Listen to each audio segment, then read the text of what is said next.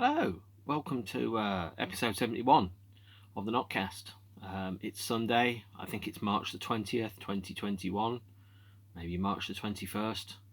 And today I'm going to be talking about a record that's very important to me and a band that's very important to me, Pet Shop Boys. I know some of you who watch these don't like them, and that's completely okay. It would be a very boring world if we all liked the same stuff. And it would certainly is sometimes a very boring world when everybody likes the same stuff, apart from peace, love, cats, chocolate, those type of things. It obviously makes the world a lot better place if everyone likes all of those. Now, whereas previous kind of episodes of the Notcast, I've kind of shied away, I think, a little bit from talking about my personal experiences of bands and my connections with them. I think I'm going to have to get pretty deep about my childhood when I talk about this band. They're a band that I first fell in love with quite harshly, although it was quite comfortable at the time, in about 1986, 1987, and they've stayed with me ever since. And one of the things that I know makes me perhaps a little bit different from a number of people is I'm not a huge fan of nostalgia.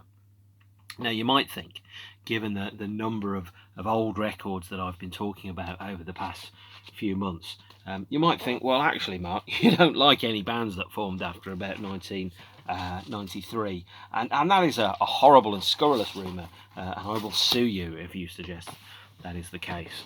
Well, I won't sue you, but I will think you're wrong.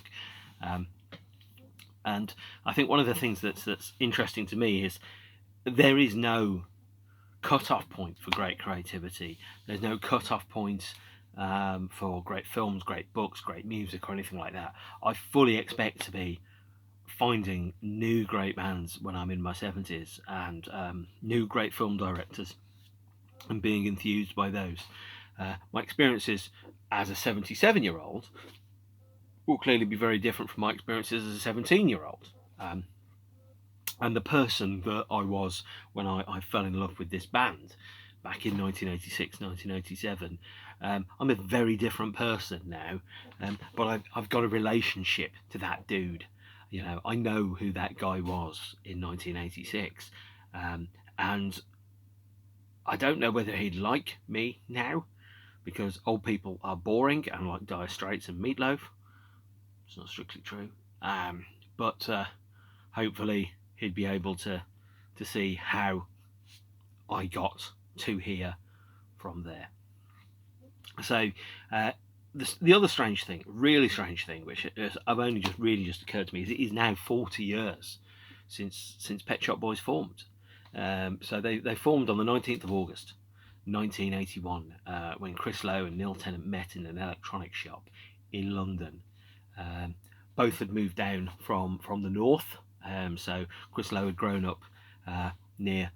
He'd grown up in Blackpool. His street led on to Blackpool Amusements and the seafront, and he'd started off his life being interested in architecture and disco, and can't blame that for it. Neil Tennant had grown up in Newcastle, and had moved down from Newcastle to London to study, and 3 months after he graduated with his degree, he was a content editor for Marvel Comics in London in about 1982 or thereabouts. And he did that for a number of years. He edited a very big selling book called The Reader's Digest Guide to Home Improvement, which I know my grandparents had in the 80s, and I was really quite pleased when that pop star had edited the book, which was sitting in my grandparents' living room. And after he'd done that, and he'd done some work for Marvel Comics, and for example, the kind of work he was doing at Marvel Comics was translating Americanisms into Britishisms. So, phrases which don't exist in Britain, like diapers, for example, turning those into things like nappies, changing perhaps some of the swear words, making sure that words that had different meanings in the UK were accurately translated. So words like fag, for example, just going out for a fag had a completely different set of connotations in the UK than it does in the US. And in 1982, Neil Tennant moved to Smash Hits, And if very observant of you will read the inside art to Depeche Mode singles 1981 to 1985, which features excerpts from reviews of their albums, you can actually see an alternate review of a Depeche Mode song. And in fact, I'm going to check this theory now. I haven't rehearsed this, ladies and jelly spoons, so I could be really embarrassed. But let's have a look inside the sleeve to Depeche Mode singles 81 to 85, and to see if Neil Tennant's review is in there. Oh, sadly, it isn't. It's on the gatefold sleeve to the LP, which is downstairs, and I'm not getting it.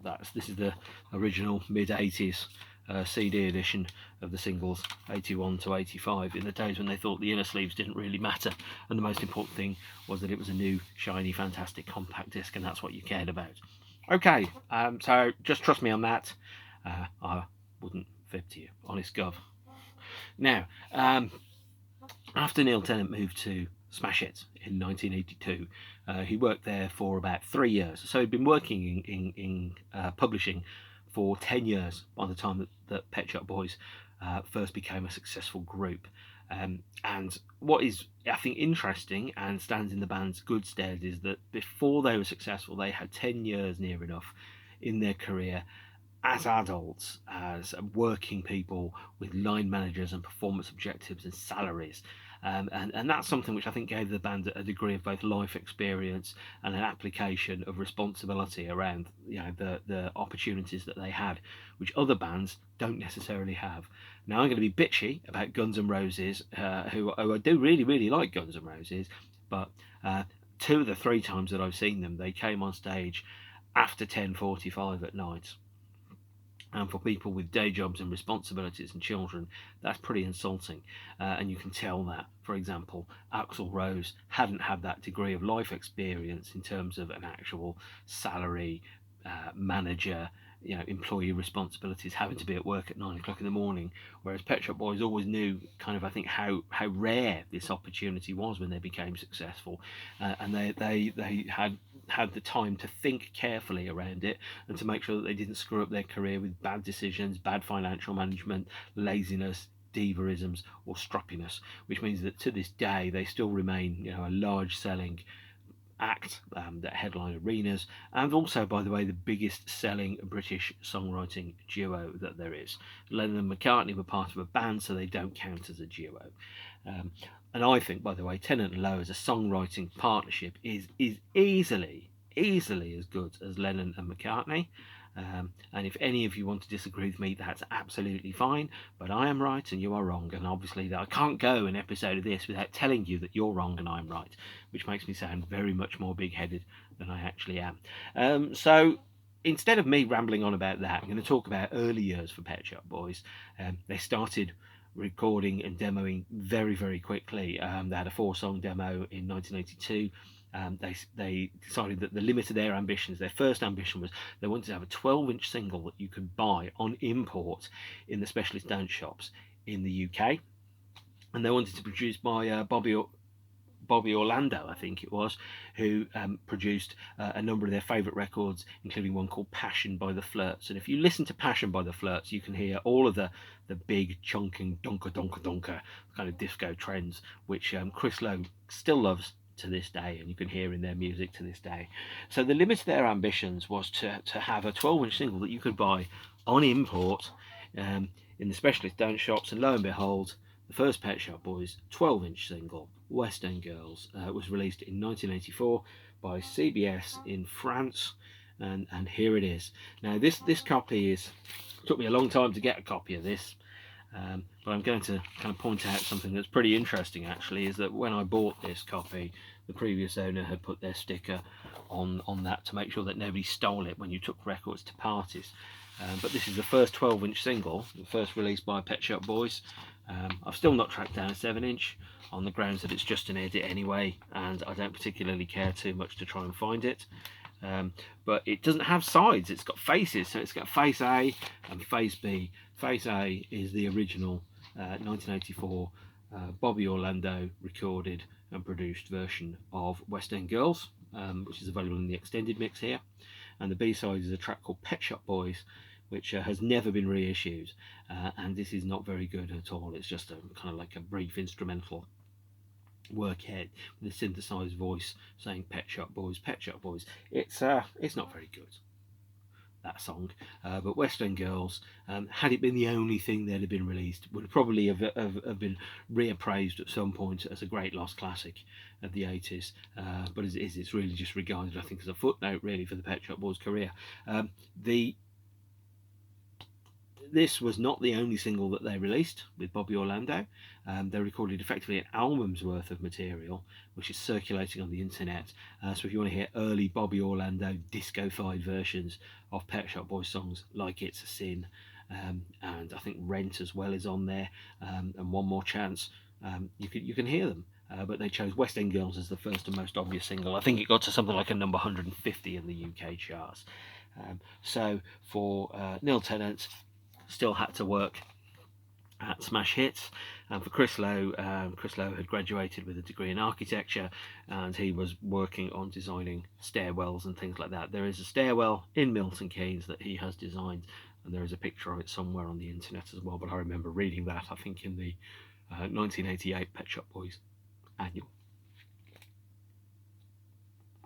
This is One More Chance. It's the second Pet Shop Boys single, by the way. Again, released as a 12-inch. This is on Channel Records in Belgium, I think it is, and contains 2 remixes of One More Chance. So it contains like a full-length 12-inch version and a 7-inch edit. It's okay. It's interesting. It's a sneak glimpse into a version of Pet Shop Boys that never really got to exist for very long at all. That only existed for a limited period of time.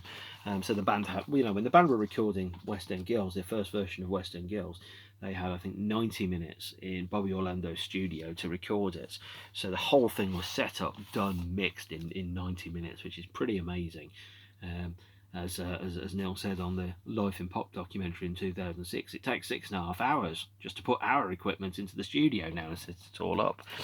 And One More Chance was fairly obviously and exploitatively remixed later on in the band's career. So this is a second 12-inch of One More Chance that's remixed by Bobby Orlando, and the B-side remixed by the magnificent Kordak, whoever he or she may be. You can barely tell the difference, actually, between this and the original mix. This was very popular, very easy to find once the band started having hits in 1985 when West End Girls came to number 1. All of a sudden, all these weird and mysterious Pet Shop Boys 12-inches started appearing, such as this, which is West End Girls and Sunglasses at Night. It's a West End Sunglasses. It's a special mix, and I think special is probably the word. It's not very good at all, and it's backed with another remix of One More Chance. And then in 1988, after One More Chance had been released officially on a Pet Shop Boys album, the last remix of Death of the track came out. But following on from that, 2 failed singles on indie labels, the band signed with EMI Records in 1985, and they stayed with EMI Records for, I think, 29 years up until 2013. And the first release that they put out on EMI Records was this. This is Opportunities, Let's Make Lots of Money. You may think you know this song. This is the early version of it. It's an early recording that's not on the album, not the hit single version. So it was massively remixed and re-recorded later on, but this is the first Pet Shop Boys 12-inch on EMI Records, backed within the night. I think it got to about 114 in the charts, which is a bit of a shame, really. It's better than getting to number 114 in the charts. The good thing is, being patient, is I ended up getting a copy of the 12-inch for about £5 and the 7-inch for about £10. And this remix 12-inch very recently arrived in my world, which cost me £19. And what you'll see here is actually the start of the band's graphic design. So what you'll see all the way through when I talk through all of the Pet Shop Boys albums, and yes, I am going to do that, by the way, is a keen sense of graphic design, imagery and branding. So the band used oversized 6-inch record labels on these early 12 inches to differentiate themselves from standard pop groups in die-cut sleeves, and EMI were prepared to spend the money in order to do so. But they also did those 6-inch die-cut sleeves and those extended stickers because that was the format that was used by Italian disco bands. And what they wanted to do is they wanted to kind of set themselves up very clearly, signify themselves as being a band that wasn't just a pop group, but being a band that had an understanding of the cultural signifiers that went with it. So, the use of clothing, the use of imagery, the use of fonts, the use of die-cut sleeves, those type of things were all kind of very important in signifying to people this is what the band was. So people didn't think, oh, it's just another band, another duo like OMD or Soft Cell or someone that have been, plucked out from obscurity and had loads of money thrown at them by people because they want to be rich. This isn't a record company thing. The band decided they were going to treat themselves as very definitely, a pop group, but also as a credible artistic entity. This, West End Girls, everybody knows West End Girls, the band's first big hit single, re-recorded, remixed, new lyrics, new vocals, new everything. This is the 7-inch single that I bought from my newsagents for I think 69p when I got into the band. A number one hit single, and there is nothing wrong with having a number one record. I wish more bands I loved did have a number one record. West End Girls there as the 7-inch, and I think it also came in a number of formats. West End Girls as a number one single. Here's the 12-inch single, which has a dance remix, and it has an alternate recording of the B-side. So the B-side version, the B-side of West End Girls is A Man Could Get Arrested, and this version is produced by Stephen Spyro with backing vocals by Margaret Buchanan. Now that's a completely different recording and performance than the version that's on the 12-inch single of West End Girls, which is produced by Bobby Orlando and remixed by the Pet Shop Boys and Frank Rozark, whoever that is. Well, it's a very, very different release from a very different recording. So there's two different recordings of A Man Could Get Arrested, by the way. One on the 12-inch, one on the 7-inch. There's a number of other formats of this particular track. So West End Girls came in a 12-inch single. Here, the Shep Pettibone Master Mix.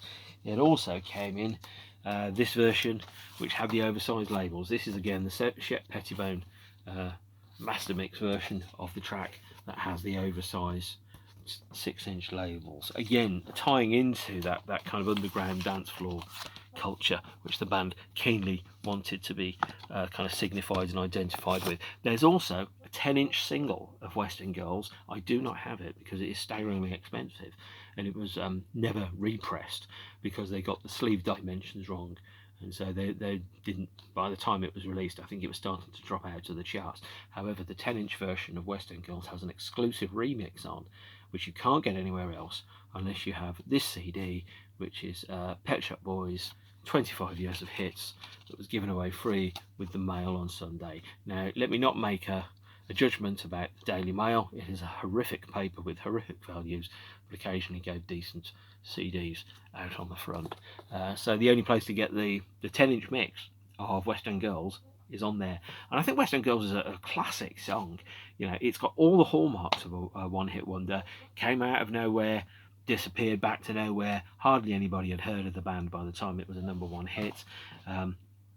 It was the very definition of what a one-hit wonder might be. But also, Pet Shop Boys knew they didn't want to be a one-hit wonder. They'd been writing songs by this point for 4 or 5 years together. They had 30, 40, 50 songs ready and lined up. They'd already written they'd already written some of the songs that were going to go on to Introspective, and some of the songs that were going to go on to Behaviour, and to the Dusty Springfield album Reputation. They already had that stuff in the bank, and they were just spoon feeding those songs out and making those songs hit the right point in their careers and their degree of maturity. Because some of the songs, the first song they wrote together, by the way, is called Jealousy, and Jealousy is a very kind of it's a mature, slow, somewhat advanced song. It's not the song you put out as your first single, absolutely not. It's the song that you put out when you as a band have been going for a few years and you've got some security and some comfort in your career, but also knowing that the fans will have matured to the point where they'll be able to accept that song was part of the canon. Jesus Jones did much the same thing, by the way. If you like Jesus Jones, there's some songs that on the album Doubt.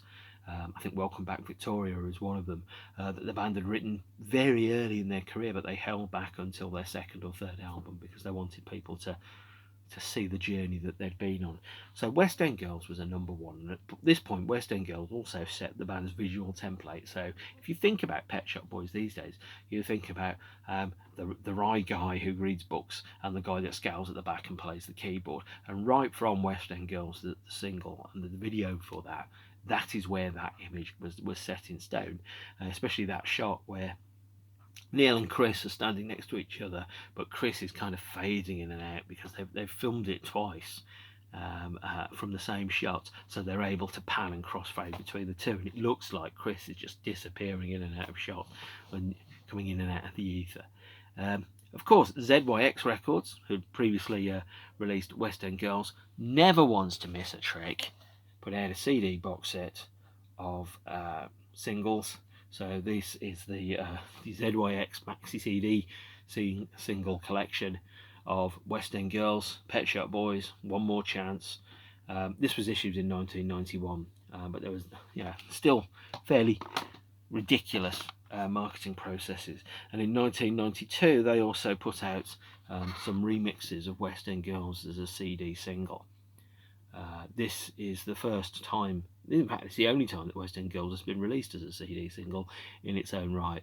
Was a series of pretty crappy remixes 6 or 7 years later. So in 1992 the only Pet Shop Boys release was a bunch of remixes of an old recording of West End Girls. I don't quite know why I'm telling you that, but there you are. So to break convention and to go to people, well, we're not just a one-hit wonder band. They released their second hit single, their fourth single overall, Love Comes Quickly, and they decided that, well, Pet Shop Boys were fairly well known, so they struck out with a fairly inventive cover which didn't even have their name on the front, but just had the image of Chris Lowe with the word boy written on the front. It's pretty ballsy, but I think Love Comes Quickly is one of their finest singles, actually. I'll talk about that in a minute. This is the UK 12-inch with the 6-inch die-cut sleeve, again trying to make out that the band were a hip act that were aware of underground dance culture. This is also the 12-inch single from Spain, of all places, which features Love Comes Quickly, and That's My Impression on the B-side as a disco mix. Love Comes Quickly is a great song. I think it was very unexpected. People were expecting more of the same. They were expecting a follow-up to West End Girls that was quite arch, a little bit removed, a little bit rap, a little bit rock, a little bit way, a little bit woo, and then to come back with what is actually a completely straight, utterly sincere love song about how love comes quickly. Whatever you do, you can't help falling in love. People were expecting a kind of arch, somewhat cynical, somewhat removed, somewhat what's the word I'm thinking of here? Somewhat ironic band because of the somewhat emotionless delivery, and then all of a sudden it's like, this is a love song. This is a great love song, ripe for reinvention. Ideally, it would have been the kind of song that someone like Celine Dion would have put out as their lead single from their 1998 album. Covering Pet Shop Boys' Love Comes Quickly, but with a full orchestra. Didn't happen.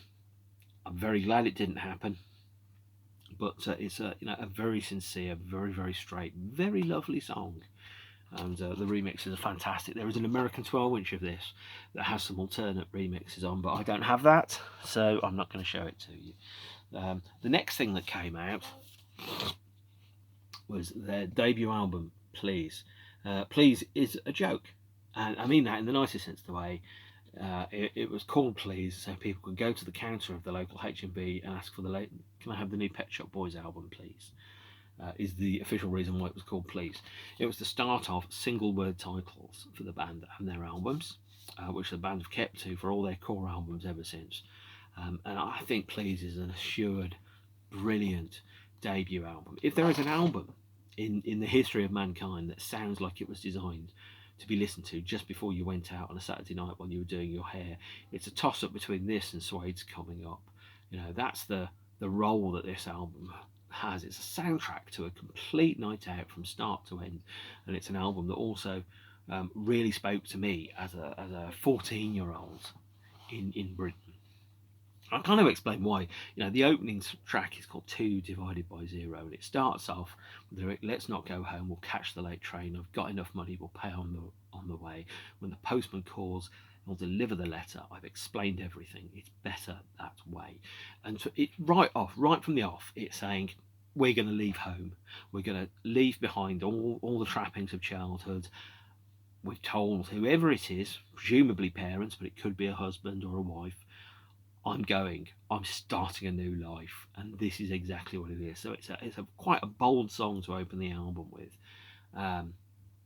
and it has a big cinematic sweep in it.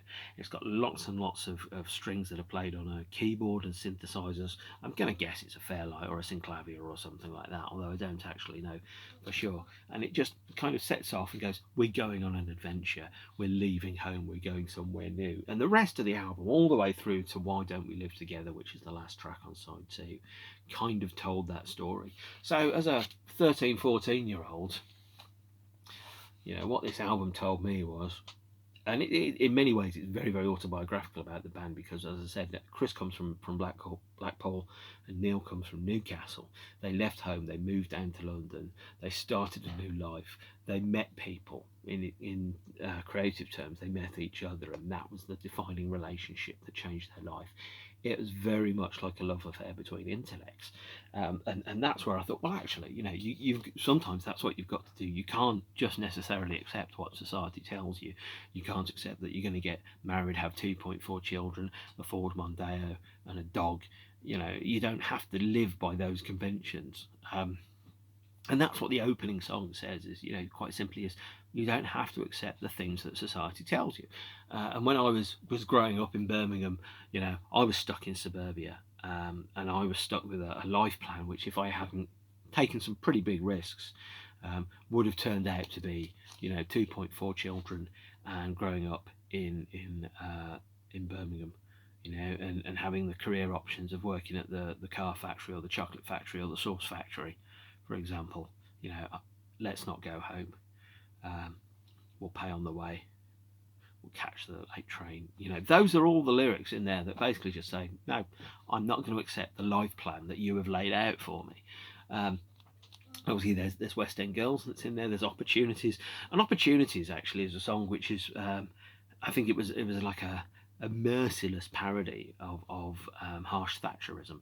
And at the time this came out, which was 1986, I was 13, 14.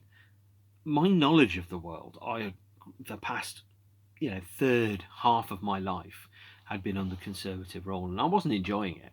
So the socio-economic and political environment that I was growing in 1986, we had the Falklands War, and I felt really uncomfortable about the fact that the papers had headlines with pictures of boats being blown up saying "gotcha" on it. We had the miners' strike, and I thought, well, actually, one of my key memories is walking through Cotteridge High Street and seeing a table that was laid out, asking for donations of food for people to feed the starving miners. And all they wanted to do really was to work and not have their villages decimated and shut down by unions. And there was like a very harsh, very fierce capitalist kind of narrative that went everywhere. And I just felt really alienated by that. I felt that the world was really lacking in compassion. Obviously, when you're 13 or 14, you really, really feel things very, very intently, very, very clearly, very harshly, emotions and feelings. But for me, at least, I did not like the society that I was growing in, and bearing in mind that Margaret Thatcher said that there is no such thing as society. So this, alongside the other Pet Shop Boys albums, including Actually and Introspective and Behaviour, were fierce refutations of the political structure which we were living in. And to me, it felt a little bit rebellious listening to this band. Maybe not as rebellious as listening to Billy Bragg, but still pretty rebellious, actually. And it was an album that was about, growing up, moving to London, trying to follow your own dreams. Opportunities was almost like a song in character about what you could do or what options you had living in a capitalist society. Love Comes Quickly was the next song on the album, which I've already talked about. And then there's Suburbia, which was inspired, I think, by the Penelope Spheeris film with the same name, which I've still yet to see, although I've got it on DVD. And Suburbia, almost kind of the through line from that was that, you know, you've got enough money, you pay on the way, you leave, you go to London, and then in London you kind of experience some pretty terrifying times. Then opportunities is that you have opportunities, you have money. Love Comes Quickly, you meet somebody, you fall in love, and then Suburbia is you move to the suburbs. You know, so side one is a fully contained story about the world and about life and growing up and the experiences that you might have through there. The album recording of Suburbia, which is on here, is not particularly good. It's clearly the product of not having a huge amount of time and recording material, whilst also trying to manage the fledgling parts of a burgeoning career. And if there's anything which I think can describe the Please album, I think the word is rushed. And that's not a bad thing, by the way. It was a song that it was an album that was made and recorded when there wasn't a huge amount of time. There wasn't a huge amount of ability to think things through. The band were drawing on the banks of the 20 or 30 songs they'd already written, choosing the best ones through that, and then trying to form an album. But the flip side of it is that clearly they'd given this a lot of thought before they became successful. They already had a battle plan. They had an idea. They'd formulated what the first step of their career might look like. And they were able to execute it here, and I think it was a very, very interesting and very useful commercial and creative exercises to allow the band full creative control. Because when you hear Neil Tennant or Chris Lowe talking, these are not dumb people. You know, record companies tend to think of musicians as stupid and dumb, and that they can pull the wool over their eyes and, you know, mistreat them in terms of accounts and creative abilities, and that, you know, these people are idiot savants that are just about to write a song and they haven't got a brain in the rest of their body, whereas Pet Shop Boys clearly said that wasn't the case. Side one of the album comes to a close with Suburbia and the Sound of Riots. You flip the album over, side two, and by the way, here's the inner sleeve, which is 98 pictures of the band in a 7x7 kind of format. But you flip the album over, you put side two on, and effectively it's almost a narrative around going out on a night out. And so it's got Tonight Is Forever, Violence, I Want to Love Her, Later Tonight, and Why Don't We Live Together. And so Tonight Is Forever is a clear, fast, pacey song built on the same rough kind of chords and ideas that are in Opportunities, but taken to another place completely around driving through the night. It's so exciting. And, you know, I want to love her, I don't care whether it's wrong or right, I want to love her tonight. And Violence, and it's all around, you know, going out, night clubbing, meeting people, the risk that comes with that, perhaps meeting somebody strange, going home with them driving. It's a little bit, there's a risk of violence when you go out. And then there's Later Tonight, which is a little pause in the middle of side two, around the bit where you shut the door. The night's over, you shut the door and you've met somebody. The music stopped, and it's you and them and the room and the things that happen there. And then the last song is Why Don't We Live Together, which assumes that in between the end of Later Tonight and Why Don't We Live Together, things have gone quite well. And Why Don't We Live Together is just, again, another brilliant song that really captures the spirit, the feeling of going out, meeting somebody, and then getting carried away with it. So it's an album about leaving home, about going to another city, about falling in love, about throwing caution and breakfast to the winds and going with that and following your gut instincts. And both of them are kind of like it's two sides of the same story. One, side A, obviously about leaving home, meeting people, taking opportunities, falling in love and going to live in Suburbia. And then side two is actually like a microcosm of the moments when you meet somebody and when you start to fall in love with them. And it's a brilliant record if you think about it in those narrative terms. It's structured very astutely, and musically it all kind of hangs together very well. I think it's one of the best debut albums ever. And as I said, as a 13 or 14 year old who was listening to this, I was absolutely thrilled with the way that music could speak to me in a way in which I know I wasn't used to music speaking to me at all. I was used to songs being about being shamelessly in love, or I know him so well, or all of that stuff. And I was just like, I can't relate to Meatloaf. I can't relate to Dire Straits. I haven't got a clue what on earth Spandau Ballet are talking about. This was the first songs. These were the first songs. This was the first band, the first pop group, which I really found on my own. And I thought, yes, I feel the way you feel. You feel the way I feel. There's a sense of comfort. And, the best records in the world are ones that make you feel less alone in whatever emotion that you're feeling. Because perhaps one of the worst things to feel is not only is to feel a certain way, but also to feel that nobody else in the world has ever felt like that.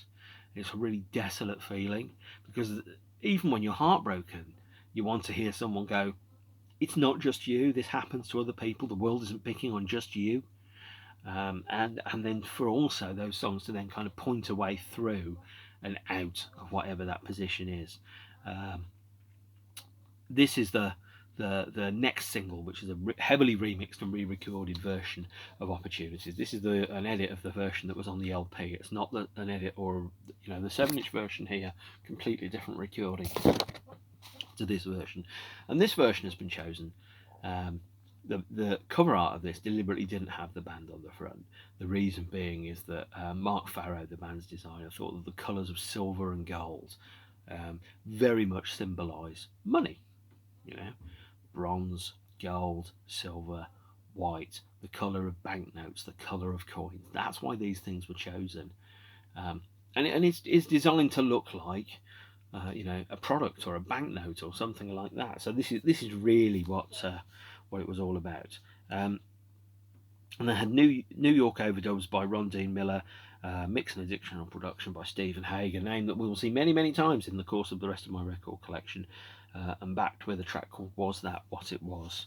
And again, the Pet Shop Boys didn't necessarily write good or bad songs. They didn't write B-sides or A-sides. They just wrote songs, and then they chose which ones they felt would fit in certain places. Here's the 12-inch of Opportunities. This, I think, is the this is the Canadian version of it that came in a very, very slightly different sleeve. It features the original dance mix on there, so it's a 12-inch A-side from 1985, plus an extended mix of the album version, another reprise, which is an instrumental excursion, and Was That What It Was. It's a good record, but I preferred the original mix, if I'm honest. So the next thing that they did, the 4th single that the band released, is this, Suburbia. Here's a double 7-inch single of Suburbia, by the way. And the band was still into formatting and multi-tracking. So I'm going to explain what's on here, by the way. So you've got the full horror edit, which is a re-recorded version of Suburbia. Completely re-recorded. Much, much better. It's back to the track called Paninaro, and another 12-inch track called Jack the Lad is on here. There's also the Shep Pettibone remix of Love Comes Quickly, which is on the US 12-inch, which we've mentioned before. It gets its first UK release on here, and then also there is Jack the Lad and a final track called Suburbia Part 2. Now, Suburbia Part 2, not that interesting. No need to track it down to find an expensive copy of the Suburbia double 7-inch to find Suburbia Part 2. Suburbia Part 2 is just a further excerpt from the 12-inch mix of Suburbia. And the 12-inch mix of Suburbia, by the way, is one of the best recordings Pet Shop Boys ever put out. And there's a number of formats. This is a 12-inch of Suburbia. And at this point, again, the band were fairly clear about their visual iconography. You could tell that was a Pet Shop Boy. At this point, the band had on their 4th hit single, they were pretty clear around who they were and what they did. And then inside there, you'd have a standard 12-inch sleeve, but this version is a little bit different. You've got the 12-inch version of Suburbia, which is 8 minutes 57 seconds and has saxophone by the inescapable Gary Barnacle, and again backed with Paninaro and Jack the Lad. This is one of the best 12-inch single packages that there is. The 12-inch version of Suburbia, the full horror, is up there with New Order's The Perfect Kiss and Soft Cell's Tainted Love, Where Did Our Love Go, as one of the best 12-inch versions of all time, because you've got the standard pop version of Suburbia, which again is a fairly damning song about living in the suburbs, being dull and boring, and you know that episode of The Simpsons where Marge Simpson gets, well, where Homer Simpson gets the job working for Scorpio, and Marge Simpson finds out that it's robots that are doing everything in the house, and she starts becoming an alcoholic. Suburbia is very much about being disenchanted and disillusioned by the suburban dream. It's a great song, and the 12-inch version fully explores the full kind of you know, permutations possible. Here's a Dutch 12-inch of Suburbia, slightly different sleeve, but Paninaro on its own, by the way, was also remixed and re-recorded in some way and issued as a 12-inch single in Italy, limited I think to 5,000 copies. There's a remix by Pet Shop Boys, a 12-inch mix on this, and on the B side there's an Ian Levine mix of it, which still hasn't been reissued. Paninaro is a classic. It got its own proper UK single release in 1995 in a remixed and rearranged fashion, but this version here was only released in Italy as a 12-inch single.